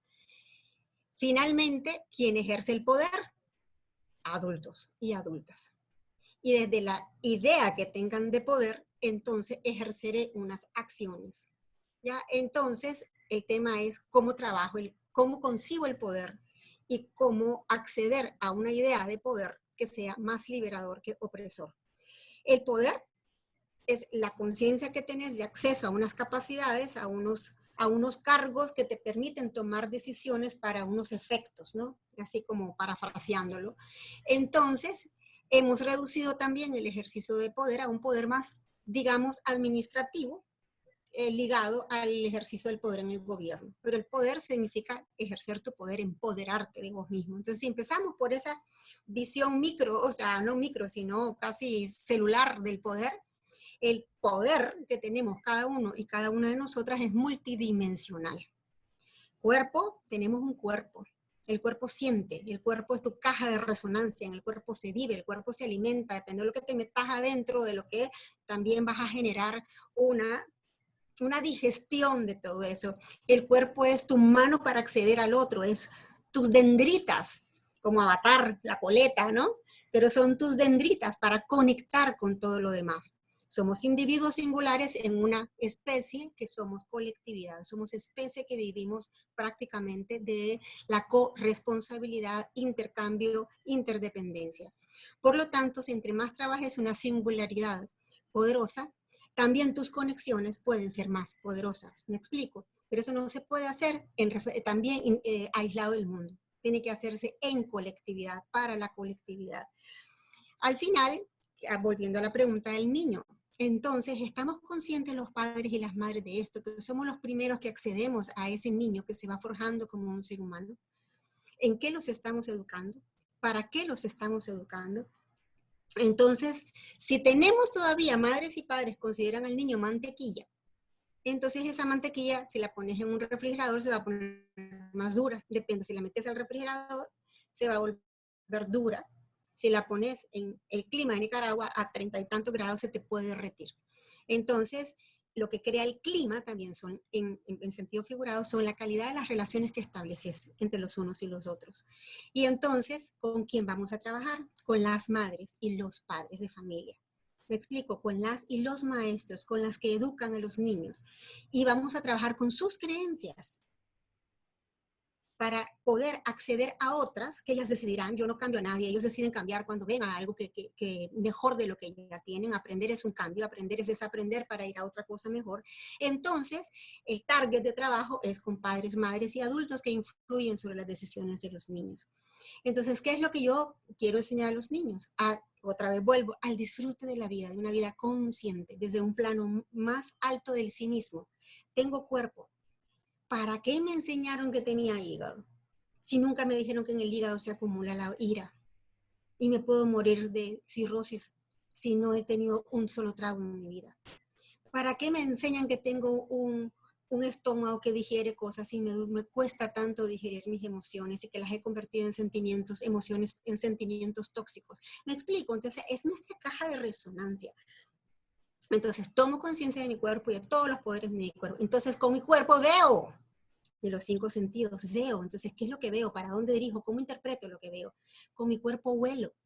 Entonces, huelo que por aquí la cosa viene bien, huelo que por aquí la cosa viene, aquí voy las cosas ricas, aquí voy las cosas, usar la metáfora también, ¿para qué quiero oler? Hablo, o sea, de alguna manera, aunque no es un sentido, el gusto, de alguna manera nos permite disfrutar las sensaciones de la vida a través del paladar. Y lo perdemos con el COVID, por algo perdemos el olfato y el gusto con el COVID, ¿no? ¿Cómo disfruto la vida? ¿Cómo la vivo en cada momento? ¿Ya? Y tenemos a Víctor Frankl, que nadie nos puede decir que no sufrió horrores, pero cada rayito de luz lo disfrutaba como que si fuera el regalo más grande de la vida. Son grandes maestros para eso. Mandela, cómo se transformó en un encierro, ¿no? Etcétera, etcétera, etcétera. Podemos tener miles de personas. Los oídos, ¿qué oigo? ¿Con qué me quedo? ¿Con el grito de mamá? ¿O con la palabra solidaria de la tía que me dijo, vení que te echo una mano? No sé, o sea, uno elige qué estás oyendo. No significa dejar de oír unas cosas y otras, sino oírlo todo, integrarlo para tomar una mejor decisión. Y para eso tengo mi cuerpo como caja de resonancia, pero tengo mis emociones. Las emociones son un dispositivo natural del cuerpo. Ya sabemos de Goleman, tiene libros de libros. Yo no soy Goleman, pero le voy a decir lo que he aprendido de él. Están para ponerse a mi servicio. Mueven a la acción. Pero dependiendo de las creencias, entonces va a ser un tipo de acción. Y si me trago en una emoción, entonces se vuelve un sentimiento que puede llegar a ser tóxico. Un estado de ánimo que puede ser tóxico. ¿Le enseñamos todo eso a los niños? No, no le enseñamos todo eso a los niños. Le enseñamos a los niños lo que toco. ¿Para qué toco? ¿Para qué sentir que tocar? Si tocar puede ser hasta pecaminoso en una sociedad con un inmenso índice de abuso sexual. Entonces el tocar puede ser un regalo si enseño al niño a tocarse, a tocar la vida. Casi como yo tengo un juego que le he puesto mi Chelo, pero yo tengo un sobrino que se llama Chelo, que es una ternura, y que a él todo le da gracia y risa, sorprendete de la vida como el Chelo. Al Chelo le decís una cosa y tiene una carcajada y te dice, ¿y entonces? ¿Me explico? Entonces es como, no se trata de ser la vida light. A mí me dicen, Mercedes, pero es que a veces vos sos como que si estuvieras viviendo como en el aire. Si supieran a las profundidades a las que he llegado para poder vivir así. Si supieran que me metí en la cueva de Batman para enfrentarme con mis propios murciélagos y poder decidir ser Batman y salir de ahí convertida en mi superhéroe. Me explico, pero nadie sabe los murciélagos que ahí vi. Los hoyos profundos de los chamanes que se metían a conectarse con su inframundo. Pero para eso necesitas ser tu propia héroe, porque sabes que tenés todas las herramientas para ir a tus profundidades, ver tus propios demonios de alguna manera y convertirlos en tus cuates. Cuando lo ves, tus cuates son tus grandes maestros que al final los integras en vos misma. Si enseñáramos a los niños a hacer eso sería otra cosa. A mí me encanta Harry Potter. ¿Por qué? Porque tiene magia, ¿ya? ¿Y qué es la magia? Es el poder que tenés de usar tus poderes para convertir y hacer de la realidad que deseas. ¿Me explico? Yo en mis talleres en algunos casos regalo varitas mágicas, de esas de luces que valen $1.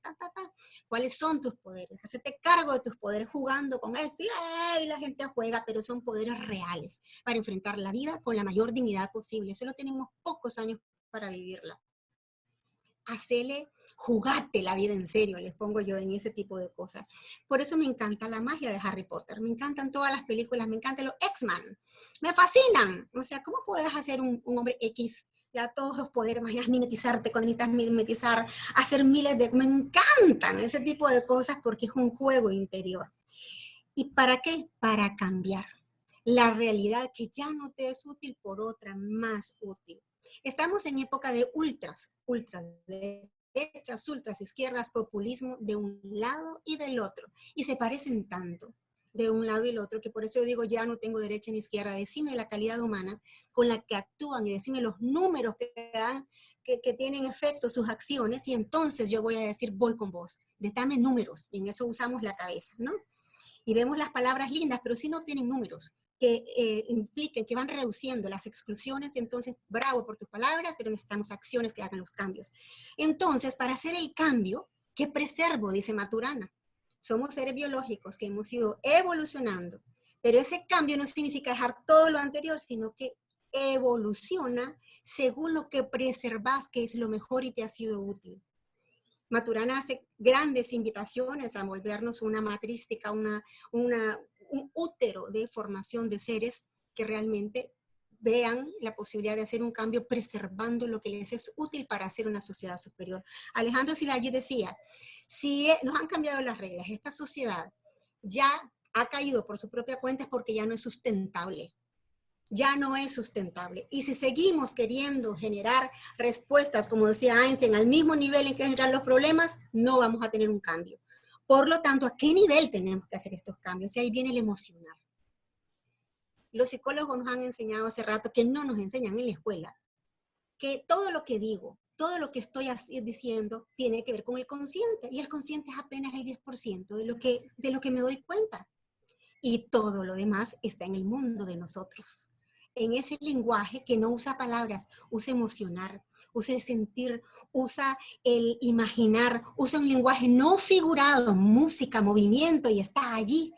¿Cómo recurrir a esas cuevas profundas que están en el lado no dominante del cerebro para acudir, potenciarlos, desarrollarlos en los niños y entonces, desde la lucidez de la mente, darle forma y ampliar mi repertorio consciente desde una mente iluminada? Yo antes decía, hay que dejar la cabeza afuera. No, señores, no hay que dejar nada afuera. Que venga todo para adentro. Y lo que hago es equilibrar para usarlo a mi favor. En una sociedad que necesita desarrollar su multidimensionalad, somos mucho más que 4D. Mucho más, somos dimensiones desconocidas. Ya lo decía también Boaventura de Sousa. Nos hemos programado desde una universidad que ha reducido el conocimiento, que es bien, la ciencia es fantástica porque nos demuestra que lo que sospechábamos que era, ahora es porque ha sido comprobado. Pero entonces afuera se iba quedando todo lo no comprobado y afortunadamente hoy existen muchos locos divinos que han hecho ciencia de lo que antes era sospechosamente anímico. Los indígenas creían en un montón de cosas raras. Uy, los budistas, que no corresponden a este mundo de antes y después de Cristo, piensan unas cosas y ahora todo el mundo hace mindfulness. Porque científicamente, afortunadamente, han ido algunos científicos poniendo en ciencia. Y entonces no dejes que te programen, acudí a tu intuición. Enseñamos a los niños a desarrollar tu intuición, es un gran regalo. Su imaginación que no tiene fronteras, no tiene límites, ¿cómo los lúdicos hacemos para llevar todo esto a la imaginación dentro de la casa? No tiene fronteras. Entonces, una de mis cosas es, ¿cómo hago yo, Mercedes González, que siempre he dicho que el vínculo, la cercanía, las emociones, y aunque la gente haga mil cosas para que se toque, ahora nadie se puede tocar? Pero si yo estoy de este lado viendo estas 4 ventanas, a que si cierro los ojos y meto mi mano, te hago una caricia y vos la sentís. ¿A que sí? Si yo cierro los ojos y ese pelo rojo divino de la Sara, me pongo una peluca, ¡ay! Y me vuelvo la heroína que quiero, ¿a que no la sentís? De eso se trata. Enseñemos a los niños a darse cuenta de quiénes son, pero para ellos tenemos unos grandes intermediarios, padres, maestros.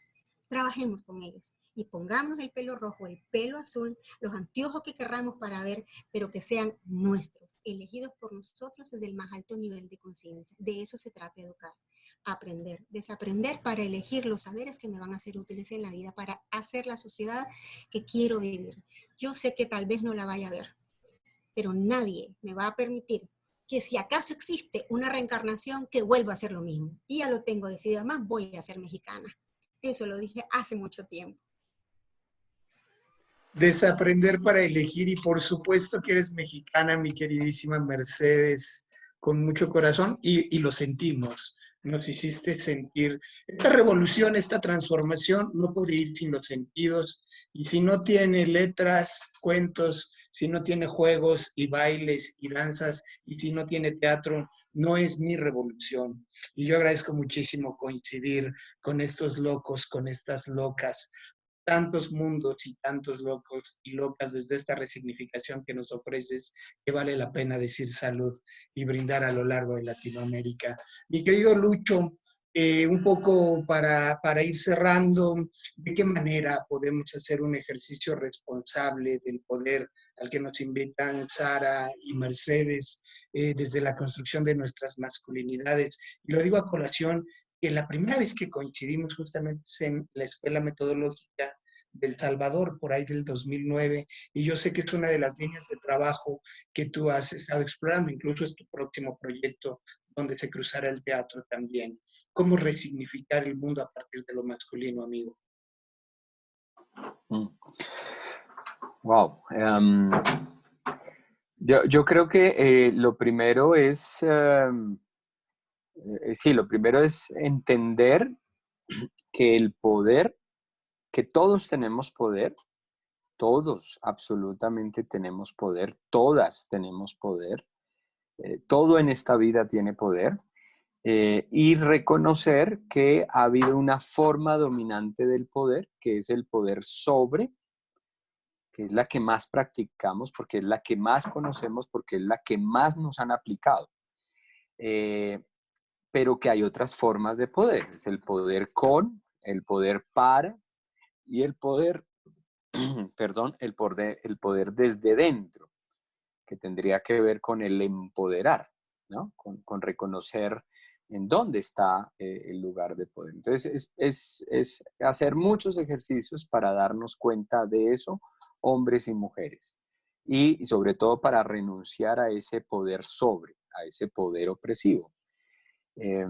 Eso, digamos como que conceptualmente, esa es una línea de reflexión en la educación para la paz, el tema del poder, la capacidad de influenciar a otros. Hay muchas formas de influenciar, no solamente imponiéndonos sobre el otro, sobre la otra.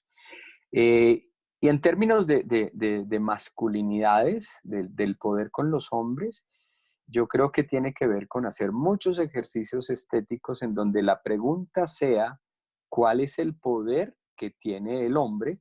Sobre todo para que cuando aparezca la respuesta, rebatirlo. Porque ya lo hemos hecho muchas veces, creo que tú lo haces mucho, yo pregunto en los laboratorios de hombres y masculinidades, la pregunta es sencilla, ¿cuál es el poder que tienen los hombres? Y no me lo cuentes, muéstramelo en una escena o en una imagen. Y resulta que siempre pasa que el poder de los hombres es la violencia. La forma del poder de los hombres es o se relaciona o se conecta con la violencia. Y entonces no nos damos cuenta los hombres de que eso está ahí, supremamente naturalizado, supremamente culturalizado. Y entonces solamente hasta que hacemos esta reflexión que pasa por una vivencia muy fuerte de darme cuenta que esto que a lo que yo le llamo poder, el otro lo está viviendo como la violencia o lo vive como violencia y especialmente la otra mujer, niña, abuelo, madre naturaleza lo vive como violencia. Solo hasta que hagamos eso, el hombre se da cuenta de que sí, de que la estamos cagando hace mucho rato, de que por ejercer el poder que yo creo tener de la forma en como me lo han enseñado, lo que estoy haciendo es generando violencia. Entonces es hacer un esfuerzo consciente, estético, corporal sobre todo, ahí yo utilizo mucho teatro imagen para darme cuenta de ese tipo de poder que ejerzo. Y luego hacer la pregunta de, bueno, ¿te diste cuenta que eso que estás diciendo no es poder, es tus formas de actuación violenta, cómo las transforma? La gente se queda, los hombres se quedan en un interrogante profundo. Y entonces luego yo lo que hago en el laboratorio de hombres y masculinidades es vincular la pregunta por el poder con los privilegios. ¿Sí? Y entonces hacemos la pregunta a los hombres de cuánto privilegio tienes, cuánto privilegio estás dispuesto a abandonar para generar una sociedad igualitaria. Entonces, la pregunta siguiente es, ¿cómo desde ese poder que tienes tú transformas la realidad y cuestionas tus privilegios, desmontas algunos privilegios, puedes generar conexión con algunos privilegios que son importantes para ti como hombre, pero cuestionar profundamente los privilegios que tienen los hombres. Y por supuesto, hacer lo que ya hemos venido hablando todas aquí en este chat, me encanta hablar de todas, y es empoderar, ayudar a darse cuenta de los poderes, de los superpoderes que tenemos todos, especialmente todas, para que salgan a relucir y para que entren en diálogo. Pero es una de las tareas más difíciles en masculinidad, es una de las tareas más difíciles, es hacer esa conexión con la relación entre poder y violencia, desmontarlo, cuestionar los privilegios y generar una reflexión acerca de cuánto privilegio tengo y cuánto privilegio realmente necesito. Ahí está. Pero esas son las preguntas fundamentales en masculinidades y son las que más cuestan y son las que se llevan un montón de tiempo. Nunca se resuelven en un taller, nunca se resuelven en dos, se resuelven en la vida, generando, digamos, lo que nosotros denominamos una preocupación por una masculinidad alternativa. ¿Qué significa? Encontrar nuevas formas de ser hombre, lo que implica encontrar nuevas formas de ejercer tu poder, cuestionando el poder que has tenido en una sociedad patriarcal como la que hemos tenido. Por ahí va.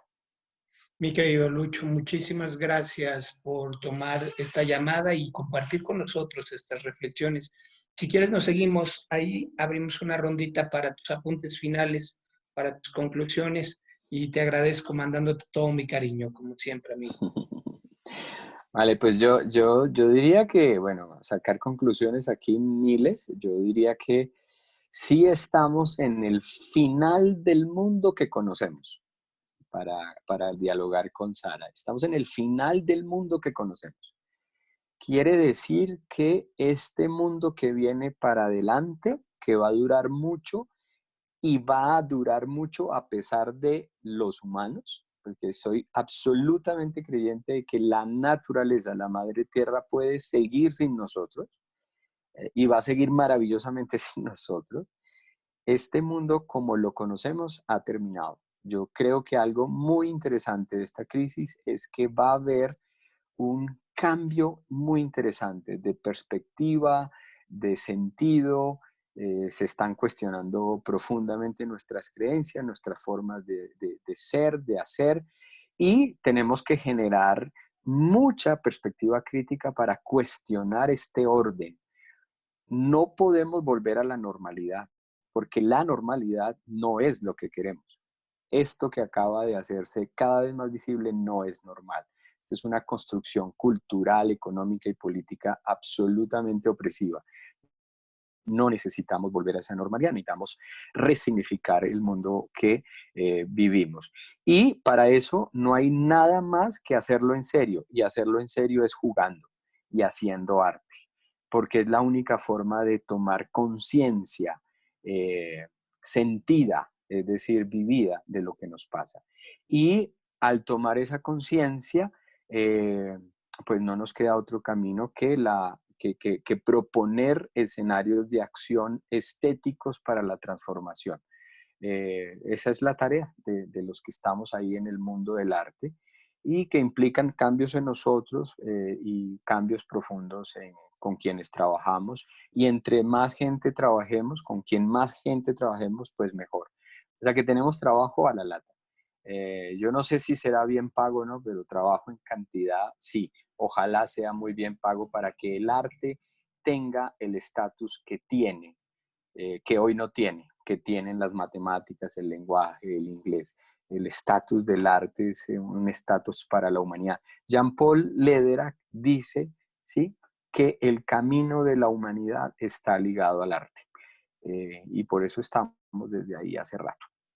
Esa es mi reflexión final y te agradezco, querido, la invitación y agradezco a mis 2 hermanas mexicanas y nicaragüenses con las que he podido dialogar. Ojalá tenga más encuentros con ustedes. Besos y abrazos. Muchísimas gracias, Luchito, todos los cariños. Ojalá sea el fin del mundo que conocimos y que nos replanteemos nuevos escenarios y que trabajemos en términos de dignidad, ni más ni menos. Tenemos muchas cosas que aportar. Abrazo, mi querido Lucho, querida Mercedes, a título de conclusión, tus apuntes finales, ¿qué nos puedes compartir? Comparto plenamente que el fin del mundo tocó a la puerta. Nosotros hicimos un encuentro mesoamericano de juego con ese nombre. El fin del mundo toca a la puerta. Otro mundo posible. Y me sumo plenamente a lo que ya decían todos antes. ¿Y qué mundo queremos? O nos sometemos a lo que viene o nos sumamos a empujar la balanza con acciones concretas hacia un mundo que todos deseamos. Y este mundo, ¿cómo me lo imagino? Con muchos privilegios, pero privilegios que nos pongan equiparadas las condiciones, no con privilegios excluyentes, donde todas y todos tengamos privilegios. Y ahora jugando un poco con la idea del coronavirus, ¿no? Nadie quiere ir a Roma, pero todos los caminos llevan a Roma. ¿Ya? Entonces, pero si vas a Roma y le das la vuelta, dice amor. ¿No? Entonces, si el camino que elegimos para llegar es el destino del amor, como dice Maturana, el reconocimiento del otro como un legítimo, como una legítima, pasa sobre todo y antes por el reconocimiento de una misma, de uno mismo como un legítimo. Si es así, esos caminos entonces primero reducirían las exclusiones e irían equiparando a un mundo para todos y para todas como una especie más que habita este mundo y que hace de este mundo lo que es. Probablemente nos hemos creído ombligocéntricos y hay otras especies de las cuales tenemos que aprender a abrir más los ojos, a abrir los sentidos y darnos cuenta que somos una sola especie, la más inteligente, entre comillas. Entonces es el momento de empezar a ser inteligentes y usar los poderes que tenemos para un mundo más inteligente que mantenga el equilibrio. Probablemente suena a utopía, pero ¿qué más si nos hemos cansado de perseguir las utopías, mi querida Mercedes? Y no es romántico pensar que el camino puede ser a través del amor. Te agradezco mucho, te reconozco como siempre toda tu trayectoria, todos tus aportes. Te admiro profundamente y les mando un abrazo a lo largo de toda la patria grande en Latinoamérica. Me voy a despedir porque quiero dejar a Sara para que nos comparta sus conclusiones y lo ligue con un último cuentito para despedir, una emisión bellísima, muy especial de Círculo Abierto al Aire durante la contingencia. En estos diálogos que hemos mantenido a lo largo de Latinoamérica, haremos algunos más, algunos otros, y luego programaremos un cierre de temporada para tener un poco también de silencio en casa y abstraernos a un trabajo personal. Pero bueno, les agradezco muchísimo las conexiones en Bogotá, en Managua y en la Ciudad de México. Mi querida Sara, te dejamos el micrófono para que nos compartas tus conclusiones y un cuentito hacia el cierre de esta emisión. Muchísimas gracias, un abrazo para todos y todas. Muchas gracias y ya, no me oía. A mí me queda pensando en este proceso de reflexión, cómo nos enriquece encontrarnos con el otro y cómo este aislamiento ha sido una manera de encontrarnos con el otro de manera tan distinta.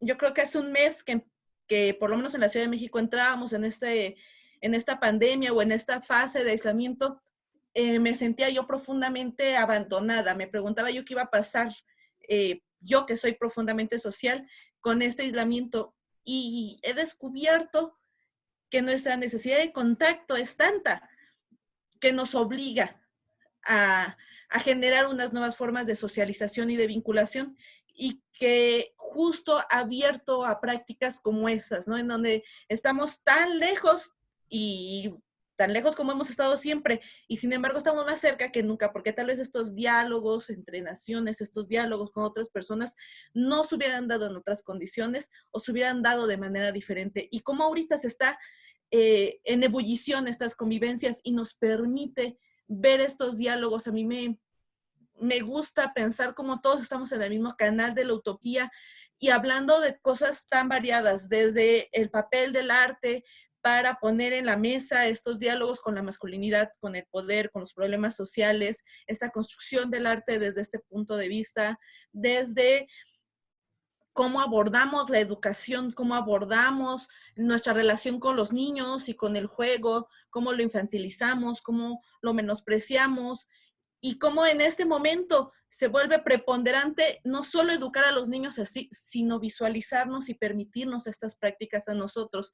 Cómo en estos momentos en los que parece que todos tendríamos que estar hablando solo de tapabocas y de vacunas, estamos hablando de otras cosas, estamos hablando de nuevas masculinidades, de poder, de pobreza, de política, de educación. Entonces, creo que sí nos está cambiando, creo que sí estamos resignificando, tendremos que hacer esta resignificación extensiva a una práctica diferente de nuestra vida, tendremos que hacer el ejercicio de resistirnos a caer otra vez en la normalidad, que parece que la normalidad era el problema, y sobre todo resignificar nuestras prácticas artísticas y culturales, que son lo que nos ha mantenido cuerdos y anclados y juntos a todos nosotros, porque si bien el trabajo de los médicos y de las matemáticas y de todo ha sido importantísimo y hoy menos que nunca se va a negar, cómo los mismos médicos voltean a nosotros para pedirnos este apoyo, ¿no? Para ver que no podemos desvincularnos, que no podemos separarnos y que tenemos que estar como todos juntos, hombro con hombro, y cómo tenemos que reestructurar estas relaciones humanas en donde no podemos estar separados. Entonces, yo les agradezco mucho, me quedo como pensando en todo esto, me llevo como a masticar todo esto, a incorporarlo. Muchas gracias, José Alfredo, muchas gracias, Mercedes, muchas gracias, Lucho. Y cierro con un mini cuento. Bueno, es algo que me pasó.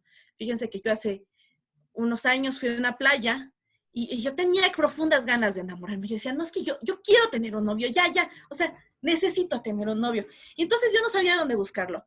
Y yo decía, no, pues voy a ir a un bar, pero los veía y yo decía, no, pues es que así, mira, me platica y no me convence, el otro pues no me llama, y iba yo a los museos, pero todos eran muy snobs y no me convencían. Y entonces estaba yo en la playa caminando y lo vi. Era el hombre de mis sueños, o sea, era increíblemente guapo y musculoso, y estaba ahí en el mar moviéndose y moviendo los brazos, y yo decía, es que ve qué movimiento, ve qué torso, seguramente ama la literatura y habla de filosofía, y yo conforme más lo veía, más me convencía de que era el hombre de mis sueños, porque había sido un flechazo, tenía los cabellos al viento y se movía, y además, en algún momento, se asomó una cola de pescado. No, sí era el hombre de mis sueños, porque no era un hombre, era un tritón, o sea, por Dios, yo que no me bastaban los hombres terrenales, por fin había encontrado un tritón, un sireno para hacer lo mío y para convencerme, pero Dios santo, yo no sabía nadar. Entonces, estaba en esta disyuntiva, me meto al agua y me ahogo, y el hombre se movía y me hacía señas y me llamaba, y yo decía, Dios santo, se me va a escapar el amor de mi vida, míralo, me llama y yo no puedo, y entonces metía los pies en el agua, pero la marea era intensa y veía esa cola de pescado moviéndose, y bueno, el hombre terminó esfumándose, alejándose entre la marea, y yo perdí al hombre de mi vida. Ay, Dios santo, era tan guapo con ese cabello y esa cola ondeándose, pero lo peor no fue eso. Lo peor fue cuando al día siguiente descubrí en el periódico un anuncio en primera plana. Muere modelo de Calvin Klein, comido por tiburones en la playa. Ay, el hombre que se me escapó. Muchas gracias. Qué belleza. Muchas gracias, Sara. Gracias, Mercedes, mi querido Lucho. Abrazos para todos y todas. Mi nombre es José. Abrazos. Gracias Toda a todos, certeza un nos placer. escuchamos. Chao. Muchas gracias. Un abrazo, fuerza a todos, besos. Gracias. Fuerza. Besos.